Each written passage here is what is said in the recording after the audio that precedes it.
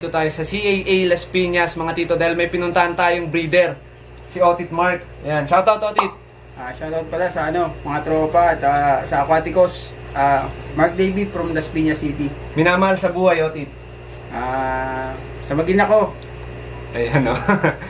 So, ayan mga tito, pumunta tayo dito dahil may mga isi-showcase tayong mga molly na halos hindi nyo pa nakikita mga tito, at siguradong mapapawaw kayo.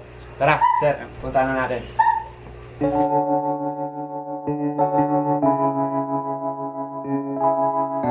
Ngayon, hindi talaga tayo nagkamali ng pinuntahan. Sir, ano yung mga nandito sa aquarium na to? Ang nandito is Platinum King na Blue Eyes. Platinum King din, Blue Eyes siya pero tuldok lang yung mga kalimitan na Meron tayong pairy dyan na spot king tawag nila. Tapos may pairy rin tayo dyan na faded na galing PKBM. Tapos may mga normal na tayo na pairy dyan na parang marble lang. Puro na lang yun, purpose lang parang ginagawa kasi natin yun, parang joker lang yun eh. Nasama lang natin para mahawa-hawa lang din. Paano mahawa sa? Sa kunyari, sa traits ng molly, pwede siyang kunyari nagugustuhan na siya ng kasi ang molly kasi ang attracted lang siya sa isang molly na kunyari PKBM lang. Sa pairy, hindi nila gano'n na ipag-mate. Pag lagi nila makasama yun dyan, pwede na nilang mag-mate yan. Kumbaga, patatagalin natin sila magkakasama. Mga ilang buwan yun, sir? Mga 1 month lang siguro may higit yan. O baka wala pa. Yung blue ba, na blue eyes ba, sir, pina-project ba yun, sir? Or kusang lumalabas yun sa PKBM? Minsan kasi lumalabas din siya, depende sa genetic na dala ng PKBM. Pero kalimitan, mas maganda, pure ka na magkuha ng kung magka-project ka ng blue eyes. Pure na rin yun. Pero kalimitan, lalabas pa rin yun ng hindi blue eyes. Yung mga black eye pa rin. Para katulad din yan na red eye. Ganun din yan. Yung red eye na PKBM. Kailangan mo rin siya na pure din na red eye. Pero meron din siya lumalabas sa black eye. Sa black eye, may lumalabas din na red eye. Yung ganitong buntot, Otit, layer tail to, no? Layer tail. Layer tail. Tapos ito, Otit, anong tawag dito, Otit? Yan yung painted na PKBM. Galing sa PKBM na parents.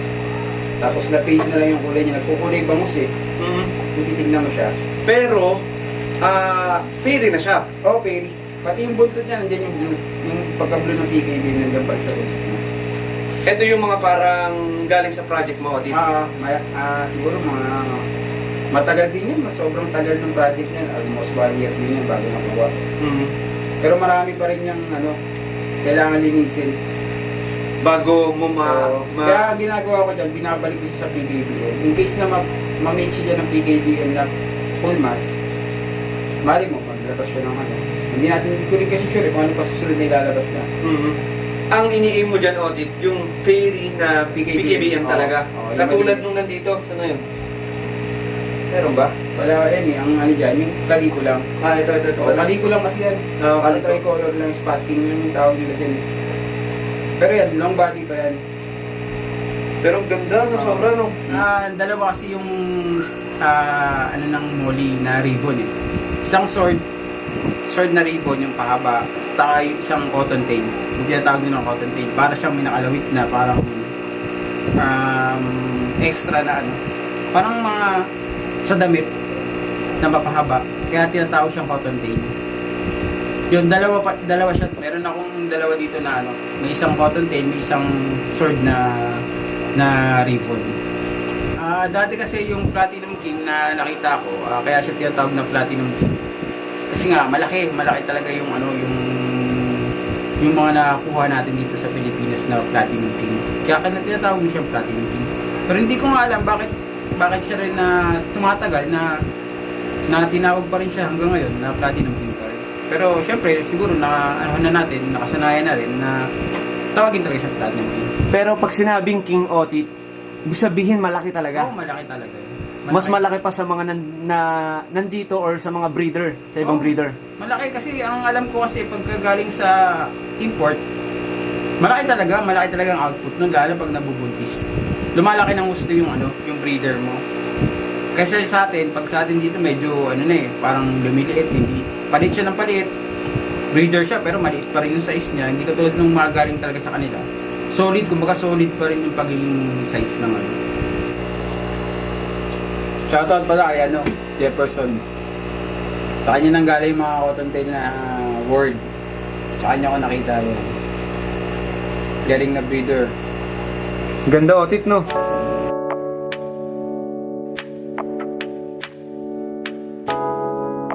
Dito naman tayo sa baba. Otit, ilang gallons pala tong aquarium mo na to? Dalawang 75. Ito customized to, kaya parang medyo malaki. Pero 75 pa rin yung base niya. Nahihiwagahan lang ako, Otit. Bakit puro aquatic plants yung nandito tapos puro naka-substrate siya, Otit eh? Kasi ang dahilan kasi ng aquatic plants para rin sa fry. Kasi pag kunyari wala kang fry mash. Yung fry doon din siya nakain sa mga halaman. Tapos yung aquatic plants lalo na kung katulad sa mga red eye, hindi basta-basta makakain yung fry. Sa black eye naman kasi malabo. Maliit yung chance na makainan ka ng fry ng black eye. Pero sa red eye talaga malaki yung chance. Bagat may 90% na makakainan ka, 10% lang talaga yung hindi sa'yo makakain. Ano yung mga nandito, Otit? Ayun yan, puro goldas.